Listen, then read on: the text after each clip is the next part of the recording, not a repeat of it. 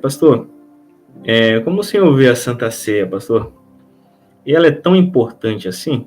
Pastor Misael, ele falou algumas palavras aí, e dá a entender isso, né?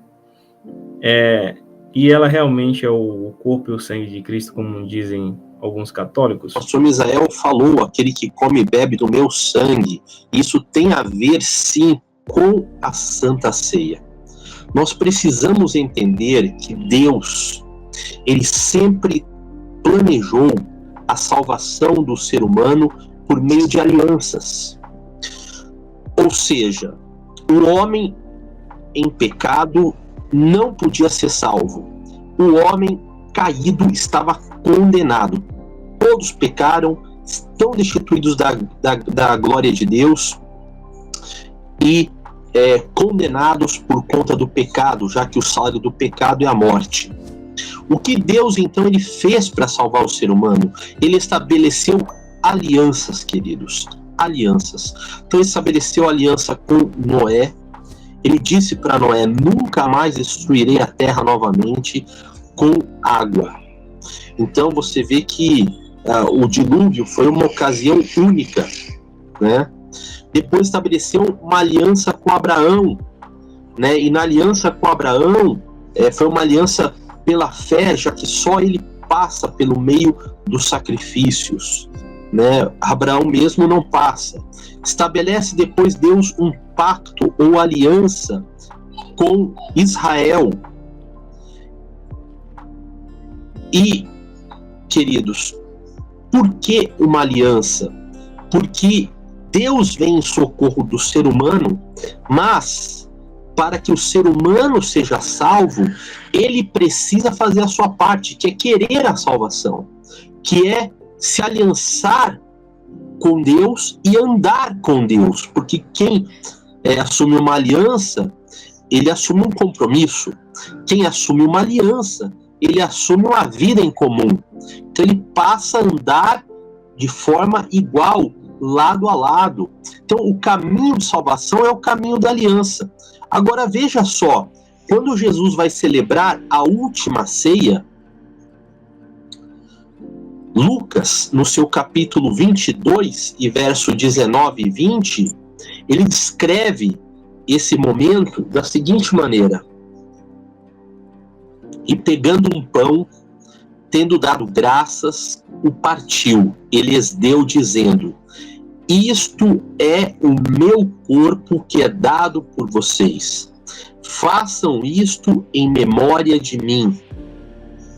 Do mesmo modo, depois da ceia, pegou o cálice, dizendo: este cálice é a nova aliança, no meu sangue derramado por vocês.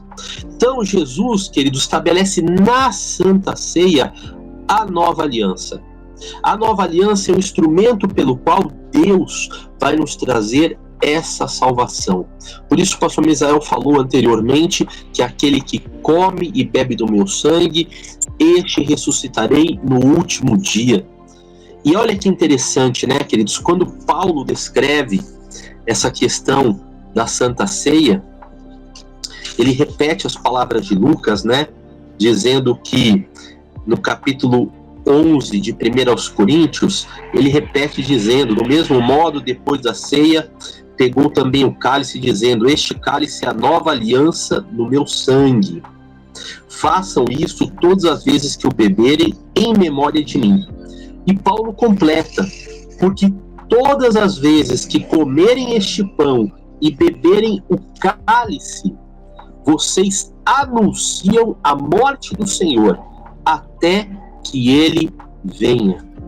Eu acho isso muito interessante, amados, porque a Santa Ceia, ao mesmo tempo que é a celebração da aliança, por isso ela é tão importante, ela também é uma profecia, um ato que é uma profecia sem palavras, é uma profecia que você faz simplesmente comendo e bebendo.